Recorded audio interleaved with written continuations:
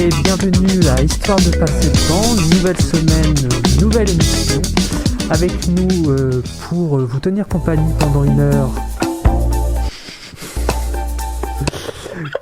Désolé, petit problème technique. Il n'y a rien qui peut marcher là. Je m'en occupe, parfait. D'accord, petit problème du côté de la régie, désolé, mais... Je m'en occupe toujours. Bon, on va essayer quand même de parler par-dessus les annonces. Avec nous, Chloé Pointras-Raymond. Bonjour Chloé. Allô. Alors aujourd'hui, tu vas nous parler... C'est beau. Voilà, tu vas nous parler de... Ah oui, je vous parle de Ulrika Meinhof, donc journaliste et également terroriste allemande. En studio également Thomas Venn. Bonjour Thomas. Bonjour.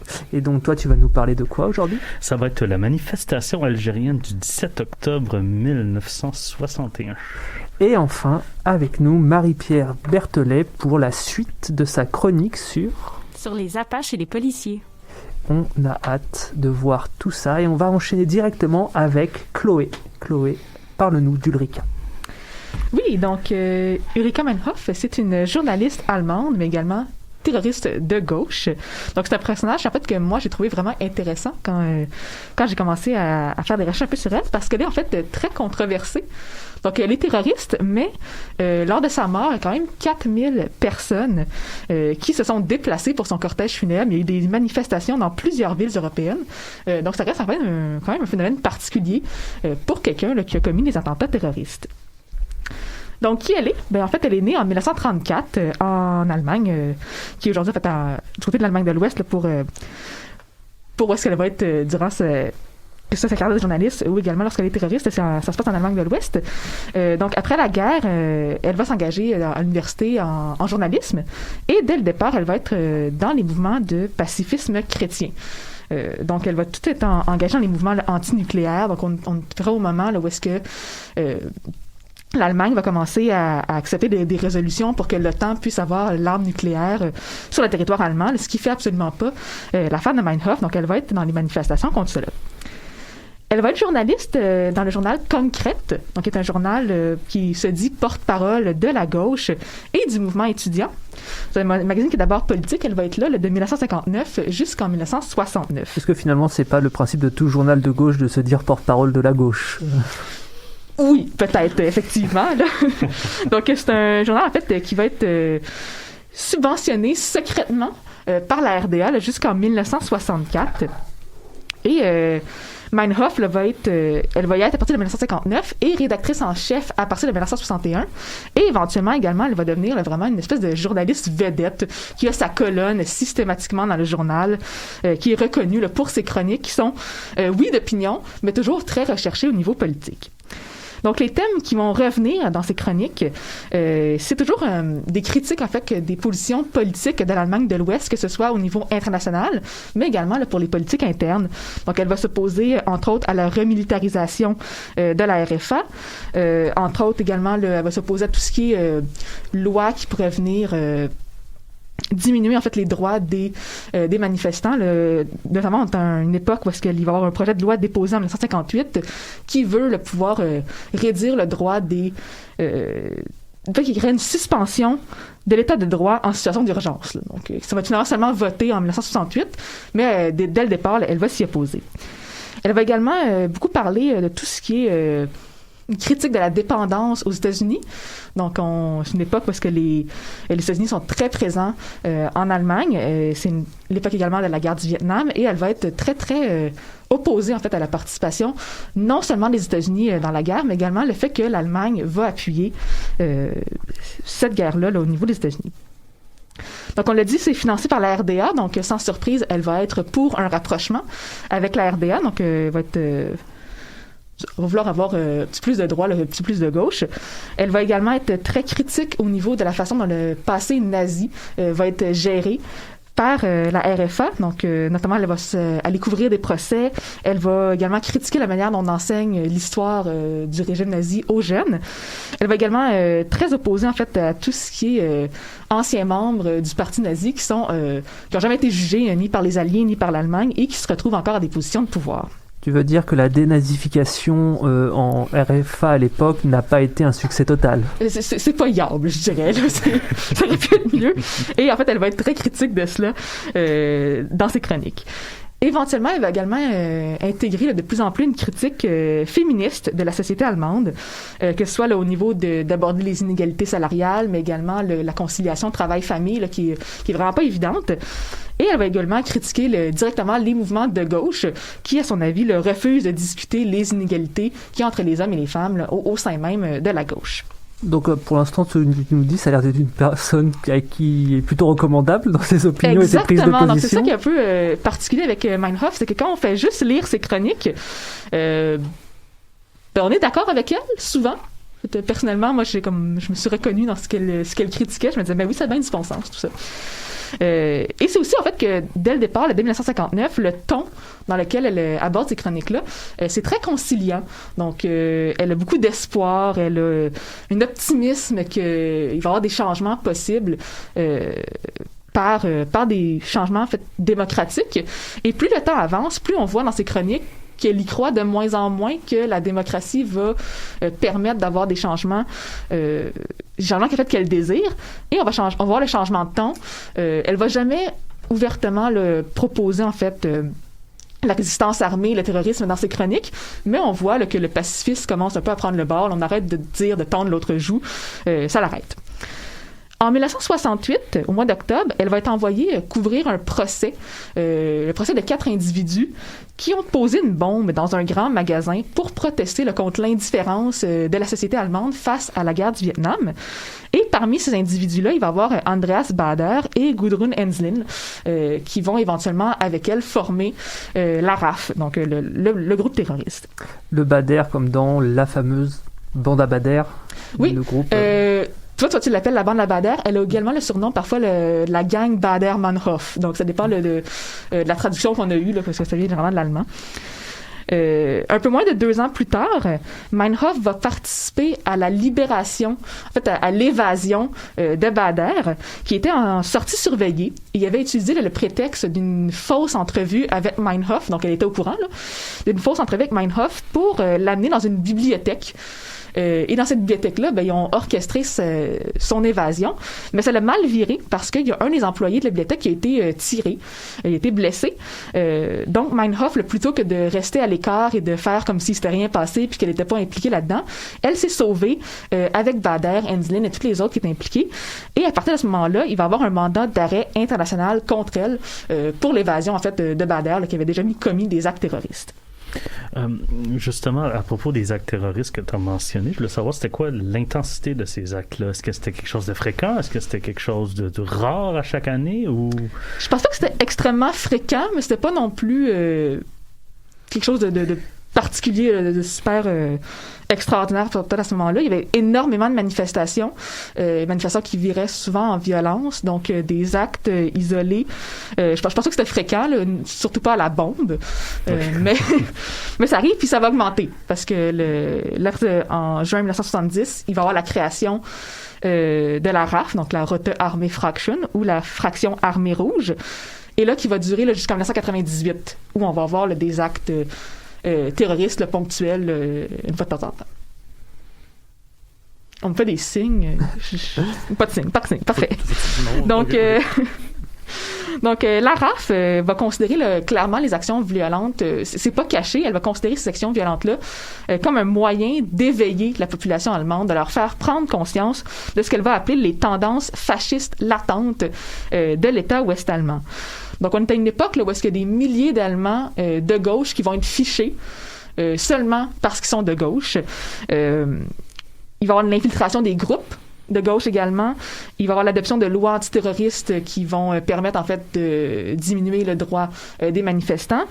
Et éventuellement, le peuple allemand va même être appelé à participer à la chasse à la bande Baader-Meinhof. Et la police va être très violente dans ses perquisitions et l'arrestation des membres de la RAF, ce qui fait que, même si c'est un groupe terroriste, il va y avoir une certaine sympathie de la part de la population. Donc, si on regarde un peu ce qui est posé comme action en tant que telle, septembre 70, on va avoir 3 dévalisations de banques par la RAF. Meinhof va ensuite participer à des vols de voitures, vols de passeports, achats d'armes, participation à un hold-up également. Et ce qui va mener à l'offensive de mai 1972. Donc, entre le 11 et le 24 mai, la RAF va faire 5 attentats à la bombe qui vont viser des quartiers généraux de l'armée américaine, quartier général de police, la voiture d'un juge et le bureau de la presse Springer. Ce qui va faire, en fait, environ une 60aine de blessés et 4 morts. Donc, ça va entraîner l'arrestation de plusieurs membres de la RAF, incluant Meinhof elle-même. Et lors de son arrestation, petite anecdote particulière, donc Meinhof, elle était journaliste avant, donc contrairement à d'autres membres comme Enslin ou Bader, elle n'a jamais été arrêtée. Donc pour l'identifier, la police va lui demander de faire un scan de son cerveau parce qu'elle avait été... elle avait subi une opération pour un kyste mineur au cerveau quelques années auparavant et la trace en fait de cette opération-là est encore visible par scan. Et évidemment, là, sans surprise, elle va refuser de se faire scanner le cerveau pour se faire identifier. Donc, ils vont l'anesthésier de force pour pouvoir faire le scan, ce qui va effectivement l'identifier comme Meinhof. Donc, donc elle va être incarcérée, évidemment, là, d'abord pour ses actions qu'elle a commises pour l'évasion de Bader. Donc, elle va avoir obtenu 8 ans de prison pour cela. Et pour les actes terroristes, notamment l'offensive de mai 72, c'est la prison à perpétuité qu'elle va obtenir pour cela. Donc, les différents membres de la RAF qui vont être emprisonnés, ils vont réussir quand même à communiquer entre eux par un système là, de messagerie là, qui ont réussi à mettre en place là, malgré la surveillance. Ils se sont passés des notes entre les Exactement, cellules. Malgré le fait en fait, que les hommes et les femmes n'étaient pas emprisonnés dans la même prison, ils vont mettre en place une grève de la faim. Il y en a un d'entre eux qui va décéder de cette grève de la faim-là. Et ça va le transformer en sorte de martyr, en fait. Il y avait déjà une sympathie pour le mouvement de la RAF, mais elle va augmenter encore plus quand les photos là, de son corps vont commencer à circuler, des photos d'une personne morte par la faim qui ressemble étrangement en fait à ces photos là, qui rappelaient les camps de concentration. Donc le capital de sympathie va augmenter. Ce qui nous mène en fait au 9 mai 1976 où on va retrouver Meinhof pendu dans sa cellule. Donc on va supposer le suicide, mais encore aujourd'hui, c'est pas extrêmement clair si c'est effectivement un suicide qui s'est passé en fait dans cette nuit-là. Il y a plusieurs en fait éléments qui font en sorte qu'il y a des gens qui ont douté que c'était un suicide. D'abord, on n'a pas retrouvé de lettres. Il y avait des marques qui sont normalement... Un peu comme Epstein, finalement, dans le fond. On n'est pas sûr si elle s'est suicidée ou si ça a été orchestré. Exactement. Donc, c'est pas super clair. Les gens ont surtout penché vers le suicide avec le temps. Mais encore des doutes qui persistent, là... La cellule a été repeinte 2 jours après sa mort, alors qu'elle avait été repeinte 8 mois plus tard, donc c'est un peu louche. Il y a des examens qui n'ont pas été faits, qui auraient dû être faits. Le fait que c'était louche, ça a amené une 2e autopsie. Puis pour cette 2e autopsie-là, on a... il y a des trucs qui n'ont pas été transférés de la première autopsie, incluant certains organes. Les ongles avaient également été coupés, donc ce qui empêche de voir là, s'il y a eu des traces de lutte sous les ongles. Donc, c'est pas super clair encore aujourd'hui. Est-ce que c'est un suicide? Est-ce que ça n'en est pas? Mais tout ça pour dire, en fait, que sa mort elle est encore controversée aujourd'hui, comme l'ensemble de sa personne. Et je finirai peut-être rapidement avec ce que j'appellerais la saga de son cerveau, parce que c'est vraiment particulier. Je vous ai mentionné le rayon X un peu plus tôt. Et il était découvert, en fait, en 2002, que son cerveau n'avait pas été enterré avec le reste de son corps, et ce, sans le consentement de la famille de Meinhof. Donc, il a plutôt été conservé là, dans du formol, dans un laboratoire de l'université de Tübingen, puis à l'université de Magdebourg, parce que certaines personnes avaient la théorie que la lésion qui avait été causée là, par l'opération qu'elle a eue au cerveau aurait pu causer sa radicalisation et donc le fait là, qu'elle a commis des actes terroristes.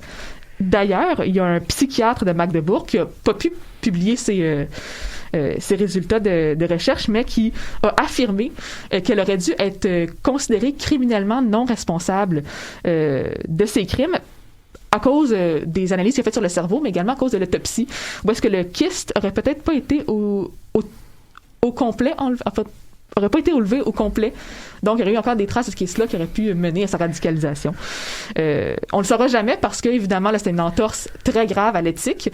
Donc, les recherches ont pu être publiées et le cerveau a été remis à la famille qui a décidé de le faire brûler au niveau de la crémation et il est maintenant enterré.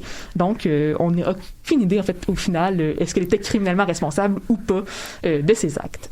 On était aussi quand même à une époque où est-ce qu'on pratiquait un peu la lobotomie, qu'on essayait de faire du lavage de cerveau avec des électrochocs, etc., etc. Donc, je pense que exactement. Donc, ce sont des publications douteuses. Puis c'est en fait, cette idée de la radicalisation, à cause de son opération, était présente avant qu'elle décède. Donc, elle avait déjà ces théories-là, puis Meinhof, elle était complètement opposée. Elle dit que ça n'avait aucun sens qu'elle ait été radicalisée par ça. Donc, Voilà, c'était une tentative d'une certaine manière de la discréditer en pathologisant sa positionnement politique, en disant regardez, avant elle était dans le consensus, etc. Elle était prête à discuter, puis après regardez, elle s'est radicalisée, c'est forcément qu'il s'est passé quelque chose. Exactement. Donc merci beaucoup pour ta chronique, Chloé. On va partir en musique. Qu'est-ce que tu nous proposes, Julien? On va écouter Lolita Express par 3 MMC. Bien sûr.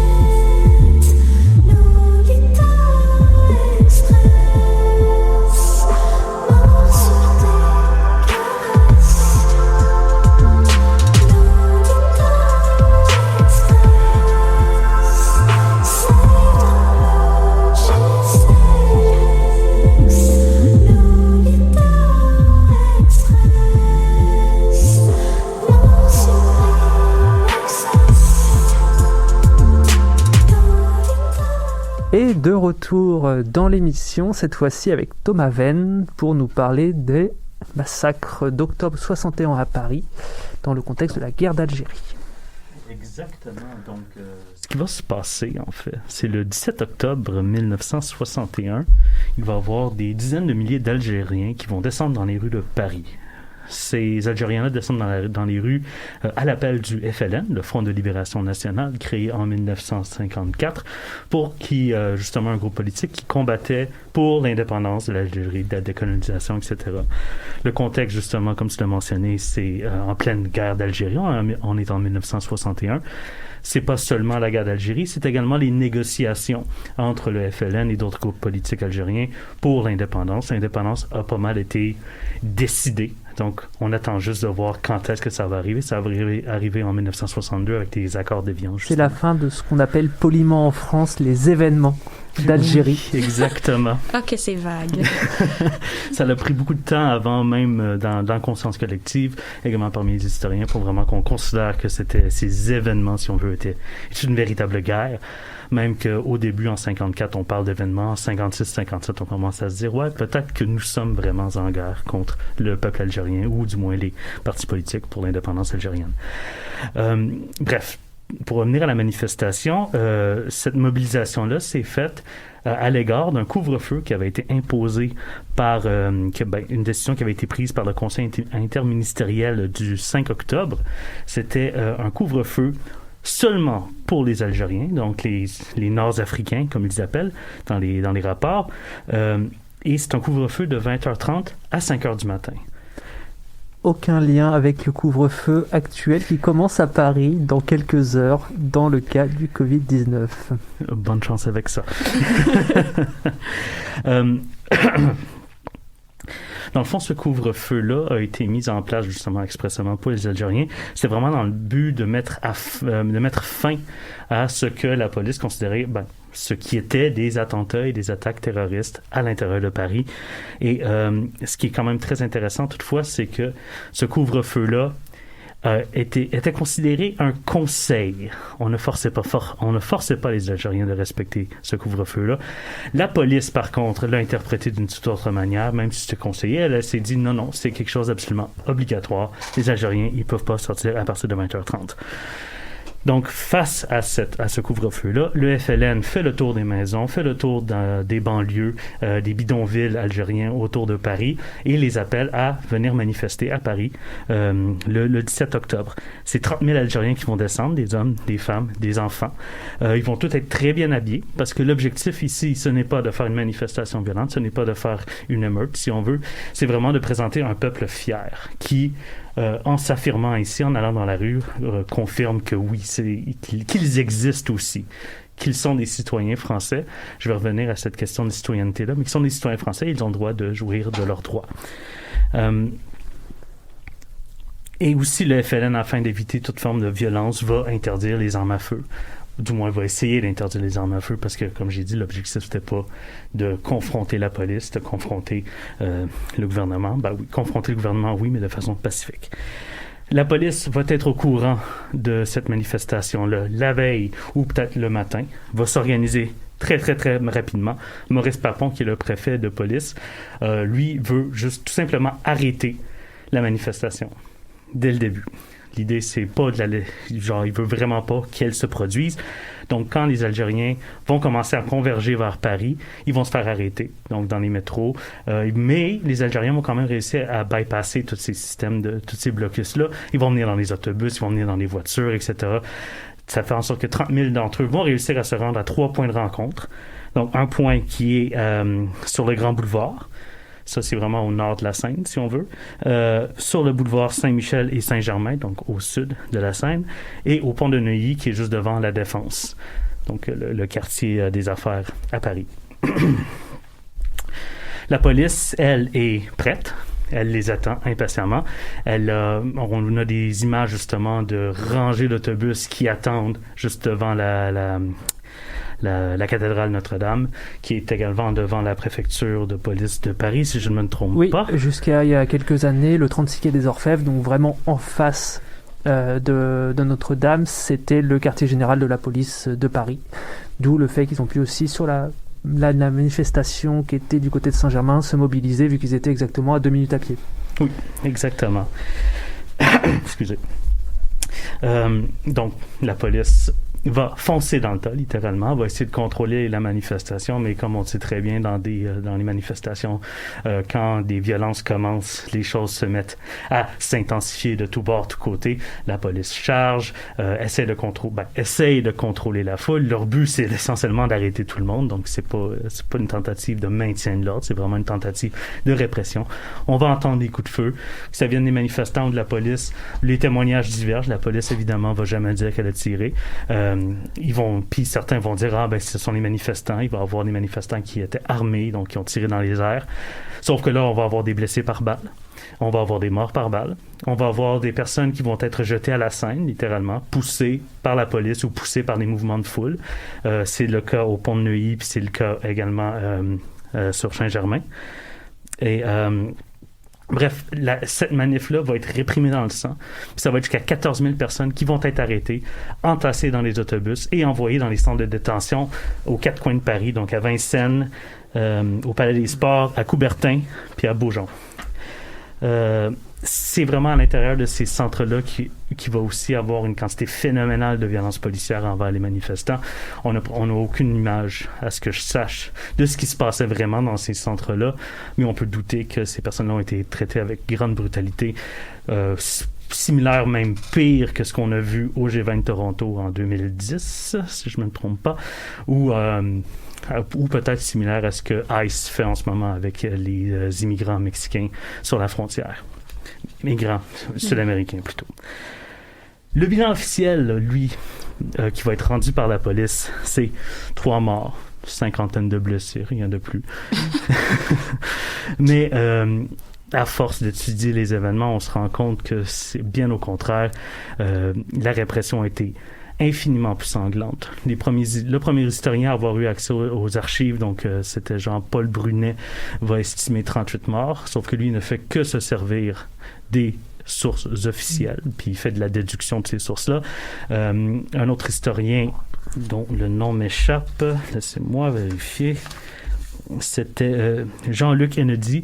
Lui, il va dire plutôt plus de 200 morts. Lui, il va se servir des témoignages pour vraiment amener ce chiffre-là. Et d'autres personnes vont mettre ça à 48 morts ou 92 morts. Et c'est quoi la publicité de ces événements à l'époque? C'est-à-dire le 18 octobre 61, que voient les gens au journal, à la télévision?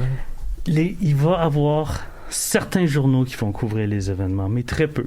Il y a un photographe qui a témoigné il n'y a pas longtemps, qui lui avait pris plein de photos de cette manifestation et là est allé les porter à des journaux. Les journaux ont refusé de les publier parce qu'ils avaient peur eux-mêmes de se faire poursuivre par l'État. Des journaux français, j'imagine? Des journaux français, oui. La presse internationale, par contre, va s'en emparer. Parce que justement, c'est une autre raison pourquoi le FLN décide de faire cette manifestation-là à Paris. Paris reste un centre un médiatique très important et la presse internationale est présente. Fait que vraiment, l'idée, c'était d'aller chercher les Américains, les Britanniques, Italiens, Espagnols, peu importe. Attirer, dans le fond, les gens à leur cause. Oui, parce qu'ils sont en plus en pleine négociation. Donc, l'image internationale de la guerre d'Algérie, déjà là que la majorité des États qui regardent ce qui arrive en Algérie sont en désaccord avec le comportement de l'État français.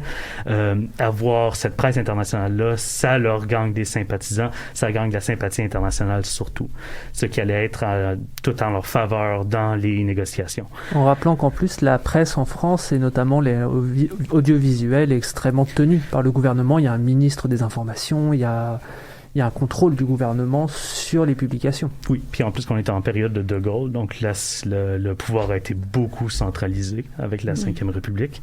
Ça, par contre, la Ve République, c'est à partir de...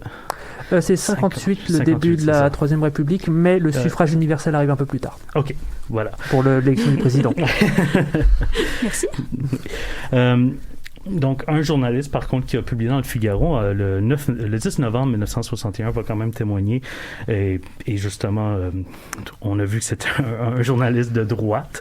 Donc, c'est quand même très intéressant comme citation. C'est les policiers sont devenus les combattants sans merci d'une lutte sournoise et sans merci, car c'est d'une guerre raciale qu'il s'agit. Et voici la conséquence. L'État, lui, est devenu dépendant de sa police, de son armée aussi, de cette armée dont certaines organes ont été démesurément développés par leur fonction répressive. L'esprit de corps est la source de tout notre malheur, comme il l'était déjà du temps de Dreyfus. Ce qui est très marrant, c'est qu'on retrouve exactement les mêmes constats actuellement sur le rapport après les Gilets jaunes entre l'État français, le gouvernement français actuel et son rapport à la police. Donc presque une relation de patronage ou de... La Ve République, je te laisse continuer après, mais juste la Ve République a un rapport très spécial à sa police, en fait, notamment au niveau du maintien de l'ordre. Oui. a un grand rôle à jouer dans la relation entre le peuple, les mouvements sociaux et les gouvernements. Absolument. Donc, juste pour revenir un peu à ce contexte-là, puis à comprendre pourquoi il y a eu autant de violence lors de cette répression-là, c'est sûr qu'il y a plusieurs facteurs, mais on pourrait juste retourner à l'histoire coloniale générale. Donc, avec le début, la conquête de l'Algérie en 1830, toute la période d'occupation française en Algérie a été très, très, très brutale. Évidemment, les événements de conquête à partir de 1840, sous le général Bugeaud, sont d'une violence assez exceptionnelle, avec des enfumades, avec des massacres de populations civiles. Par après, le régime qui va s'instaurer va être également un régime très, très, très répressif. Il va avoir le système de l'indigénat, donc un système de justice seulement pour les Algériens musulmans, qui va être très, très, très discriminatoire, qui va leur enlever des droits. Donc, à l'intérieur de tout ce contexte-là, il va quand même avoir un réveil du nationalisme algérien qui va commencer à s'affirmer. Pendant l'entre-deux-guerres, c'est vraiment là qu'on voit ce nationalisme se concrétiser, on pourrait dire, sur papier. Et vraiment, là, après la Deuxième Guerre mondiale, c'est là qu'on voit un mouvement d'immigration algérienne vers la métropole. Donc, c'est environ 80 000 jusqu'à 100 000 Algériens qui vont arriver en métropole pour travailler dans les usines. C'est vraiment l'idée de la reconstruction. Et ça, c'était une main-d'œuvre qu'on pouvait payer moins cher que des Français. Et donc, on a ce mouvement de population-là. Le mouvement indépendantiste, le mouvement anticolonial, lui, on peut vraiment dire qu'il commence en 1945. Là, il s'affirme de manière très forte en 1945, quand il va y avoir des manifestations en mai pour l'indépendance algérienne, ou du moins un nouvel accord avec l'Empire français qui revient après sa défaite de 40. Et c'est des manifestations qui vont être réprimées dans le sang. On parle de 45 000 personnes qui vont être tuées pour environ une centaine de policiers, soldats et de colons blancs en Algérie. Donc, c'est énorme comme massacre. Ce sont les massacres de Sétif où d'ailleurs le responsable de préfet avait dit ces mots qui sont restés célèbres: on a gagné la paix pour 10 ans. C'est pas mal ça qui est arrivé. Hein? Bah, c'est exactement ce qui est arrivé, parce qu'ils ont fait un tel massacre qu'en fait ils ont totalement désorganisé les capacités politiques des habitants, et ça, ils ont mis 10 ans à se reconstruire de ces manifestations. Oui. Puis la FLN, justement, apparaît en 1954. Et c'est là que vraiment on va commencer à avoir des attaques terroristes. Il va y avoir la bataille d'Alger, justement. On va parler de la bataille de Paris lors de cette manifestation-là, du 17 octobre 1961. C'est un miroir, en fait, de la bataille d'Alger. Quand les officiers français, face à des attentats, ont décidé de mettre vraiment en application leur tactique de contre-insurrection, ça va être 40 000 personnes qui vont se faire arrêter, des milliers de cas de torture pour de l'information, etc. Et ils proclament avoir gagné la bataille d'Alger en cassant le réseau du FLN. La police de Paris, en disant que c'était la bataille de Paris, c'est exactement ça leur objectif médiatique, si on veut dire. Ils ont réussi à casser le FLN. Bref, tout ça pour dire qu'après ces événements, tout va tomber dans le noir. On ne parlera pas beaucoup de cette manifestation-là, même du côté du FLN, qui ne voyait pas d'utilité à l'exploiter forcément dans leurs négociations, parce qu'ils avaient d'autres événements qui allaient à leur faveur aussi. Et ça va vraiment prendre une quarantaine d'années avant qu'on en reparle, à travers le procès Papon, donc Maurice Papon, qui était le préfet de police. Il va passer en cours pour des événements liés à la Deuxième Guerre mondiale et à la collaboration, donc 1500 Juifs qui l'auraient aidé à déporter vers les camps allemands.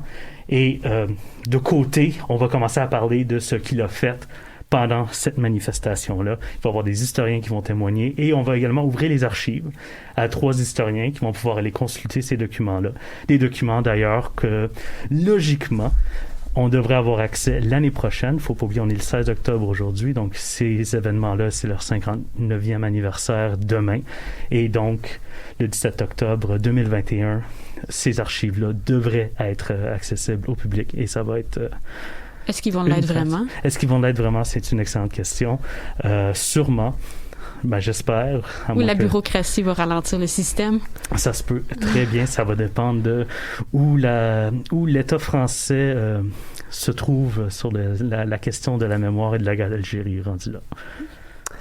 Merci beaucoup Thomas pour cette chronique à la veille, bien sûr, tu l'as rappelé, de la commémoration du massacre d'octobre de Paris. On va partir en musique du coup avec Julien. Qu'est-ce que tu nous proposes? Oui, ben cette fois-ci, je vais mettre la bonne chanson. Je vais mettre en thématique avec la chronique à Thomas, je vais mettre Couvre-feu par Étienne Copé. Voilà, et dédicace à tous nos éditeurs parisiens qui rentrent en couvre-feu ce soir.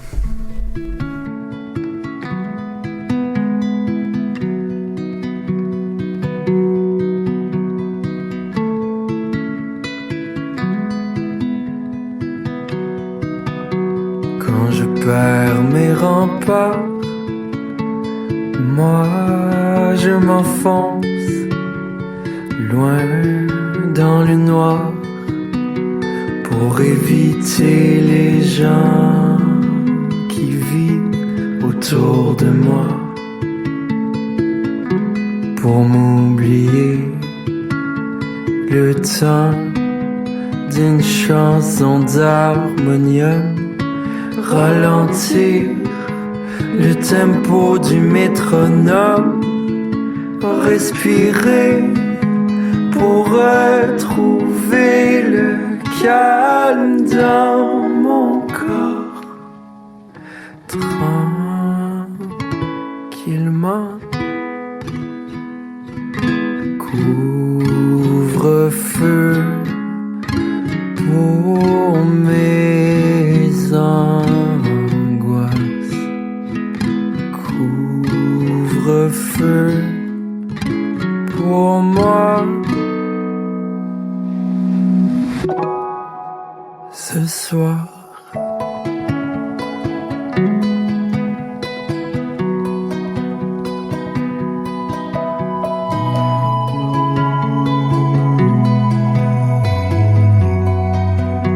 quand je perds mes remparts, toi tu m'apaises, le froid devient tiède et j'apprends à réchauffer mon corps par moi-même pour éviter le verglas quand tu ne seras plus là. Balancer le poids sur tes épaules, dévêtir nos problèmes pour qu'ils meurent de froid.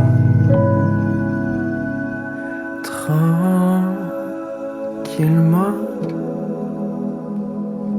couvre-feu pour nos angoisses, couvre-feu. Et bienvenue, bon retour pour la 3e chronique de cette émission avec Marie-Pierre Berthollet pour la suite de sa chronique sur les policiers et les Apaches. Oui, bonjour à tous et à toutes. Merci de me recevoir pour cette 2e chronique de ma série qui présente une recherche que j'ai réalisée sur les représentations policières dans la presse parisienne de 1907 à 1908 dans un contexte d'insécurité urbaine. Donc, rappelons-nous que le sentiment de hausse de la criminalité, paradoxe dans ce qu'on appelait la Belle Époque, était en fait qu'une impression, alors que malgré la hausse de la population à Paris, la proportion du crime diminuait. Donc, cette crainte et impression était surtout alimentée par la presse, qui était avide d'histoires sordides et violentes sur les bas-fonds, prenant place dans les quartiers malfamés et mettant en scène les miséreux et les marginaux associés aux vices et aux crimes. Donc là, tu es en train de nous parler du Journal de Montréal, en fait. Presque. Donc, les Apaches faisaient partie de ces criminels sans scrupules qui effrayaient réellement la population de par leur nombre, soit près de 30 000 rôdeurs dans la ville de Paris, et par leurs armes, dépensant ainsi la force de frappe des policiers.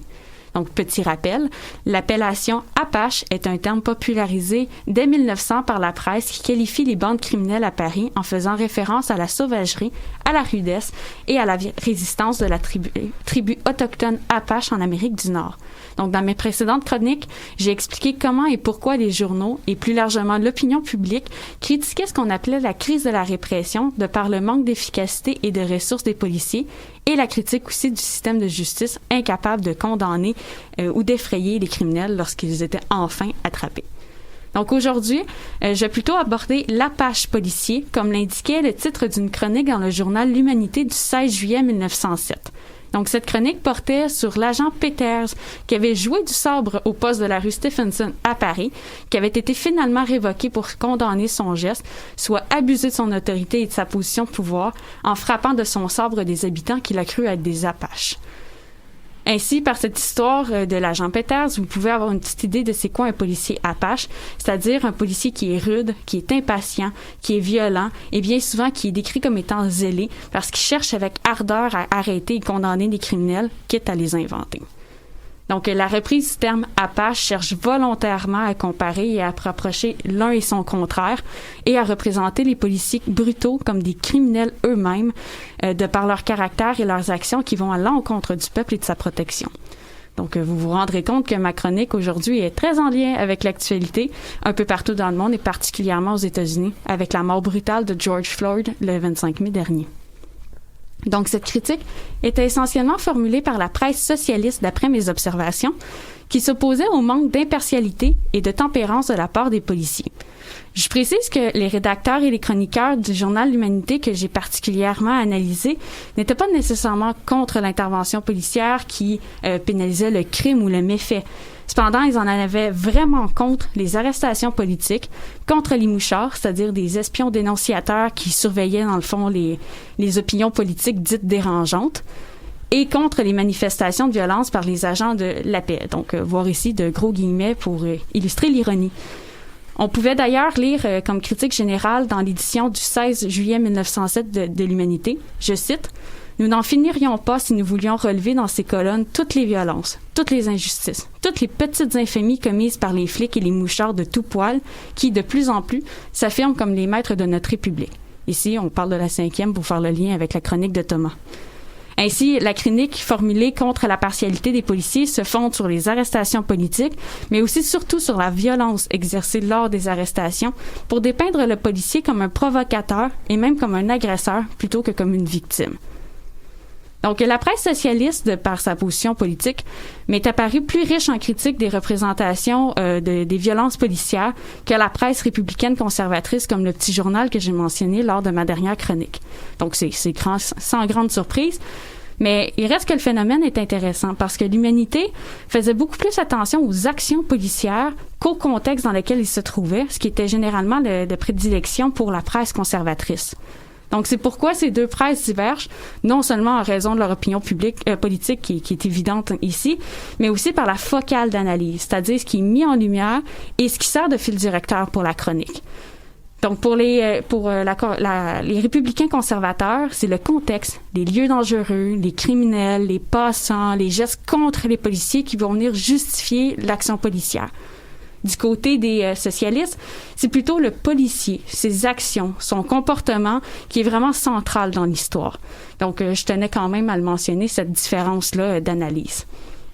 Donc, pour revenir aux violences policières, observées surtout par l'Humanité, la presse socialiste, eh bien, ce dernier employait souvent un vocabulaire qui était coloré et connoté pour illustrer ses propos en reprenant d'ailleurs l'image des Apaches, pour les associer dans le fond aux policiers parce que tous deux faisaient preuve de sauvagerie et de rudesse, agissaient sans scrupule et sans respect et surtout étaient prompts à la violence lors des interventions, à un point tel que la presse, pour attirer des lecteurs dans ses titres, parlait souvent de massacre. À quel point c'est vrai, je le sais pas, mais reste que le mot revenait régulièrement pour attirer l'attention.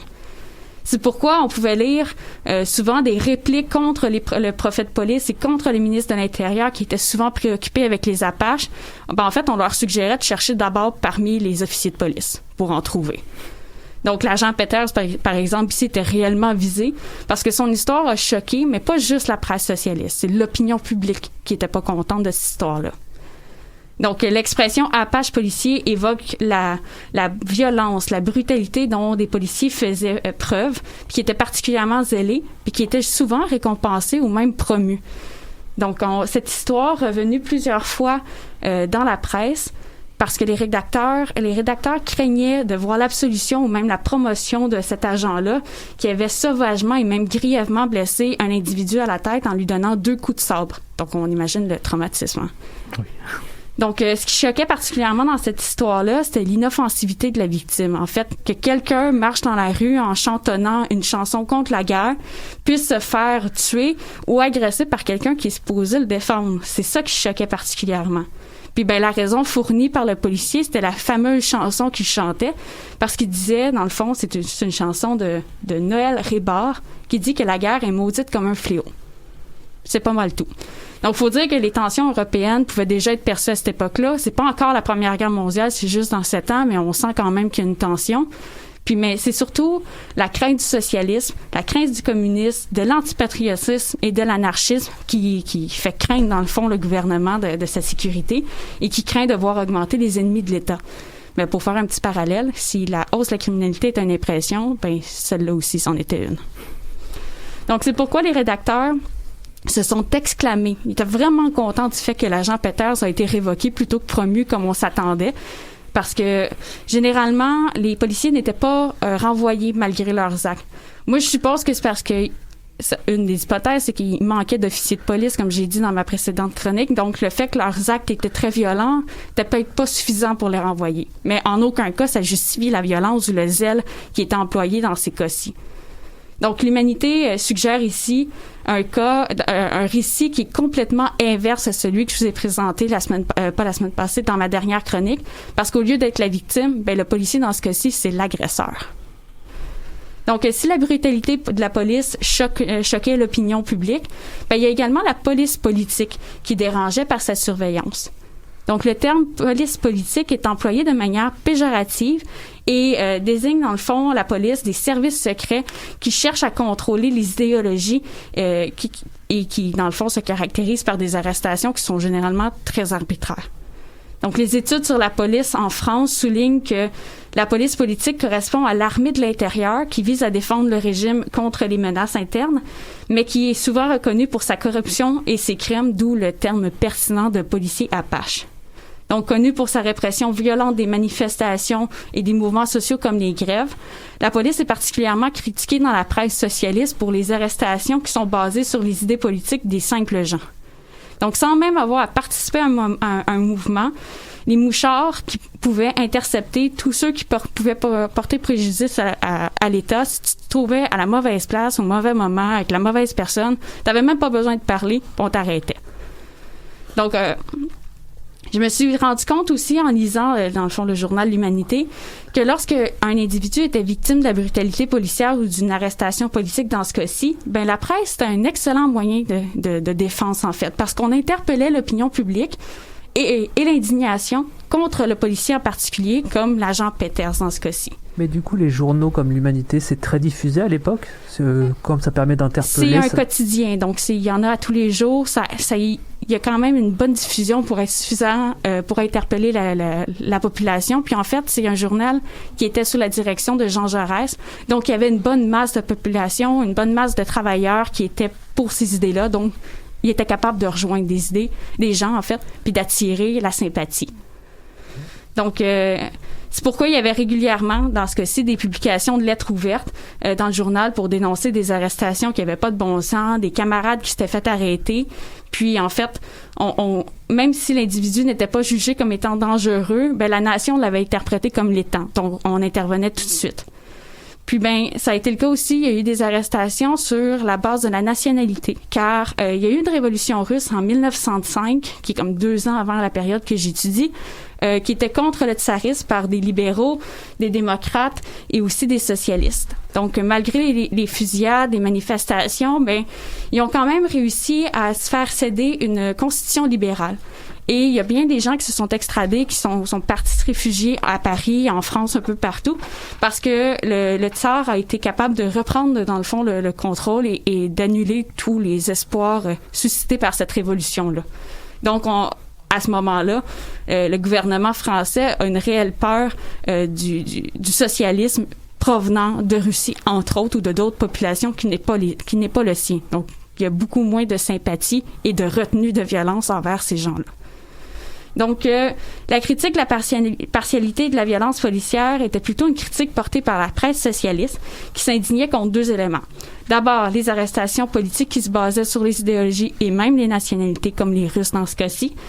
Et puis aussi, il y avait aussi les excès de violence de la part des policiers brutaux qui se prenaient pour des apaches, littéralement. C'est ainsi que la police était perçue comme un appareil au service de l'État qui cherchait à limiter la liberté d'expression et qui pouvait être sanguinaire, zélé et même brutal. Mais ça, c'est surtout une critique lorsqu'on regardait l'institution, qu'on portait contre les systèmes. Lorsqu'on se penchait sur l'humain, le policier en soi comme un travailleur, la perception pouvait changer. Et ça, c'est ce que je vais aborder dans ma dernière chronique. Merci beaucoup Marie-Pierre du coup pour ta chronique. Alors on rappelle, tu as eu une première partie que tu as déjà faite, qu'on invite nos auditeurs à écouter, et ta prochaine chronique sera quand pour ta troisième partie? Ça va être le 6 novembre. On attend ça avec impatience. Je remercie toutes nos auditrices et nos auditeurs. Si jamais vous voulez un peu creuser ou élargir les sujets qu'on a abordés aujourd'hui, pour la chronique de Chloé sur Ulrika Meinhof, je renverrai à la chronique sur l'affaire Sacco et Vanzetti d'Alexandre Raymond Desjardins, qui a été faite ici le 4 octobre 2019.